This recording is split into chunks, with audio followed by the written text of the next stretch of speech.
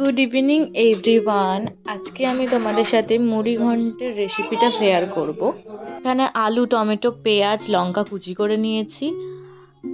আর মা এখানে গরম মশলা থেতো করে নিয়েছে আর ফোড়নে দিয়েছে তেজপাতা, শুকনো লঙ্কা, জিরে।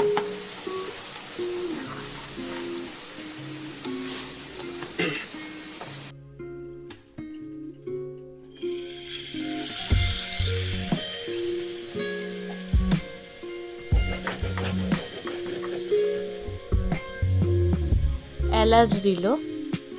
এরপরে কুচি করে রাখা পেঁয়াজ ওই ফোড়নের মধ্যে দিয়ে দিল।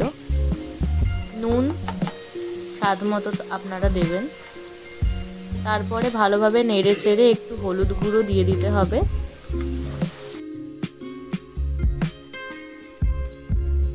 আবারও নেড়ে চেড়ে ভালো মতো এটাকে ভালো করে ভাজা ভাজা করে রাখতে হবে। তারপরে একটা পাত্রে গোবিন্দভোগ চাল নিয়ে নিয়েছি আর এগুলো ভাজা ভাজা হয়ে এসছে। এবারে একটু আদা গ্রেট করে দিলাম। আবারও একটু নেড়ে নিয়ে জিরের গুঁড়ো দিয়ে দিলাম।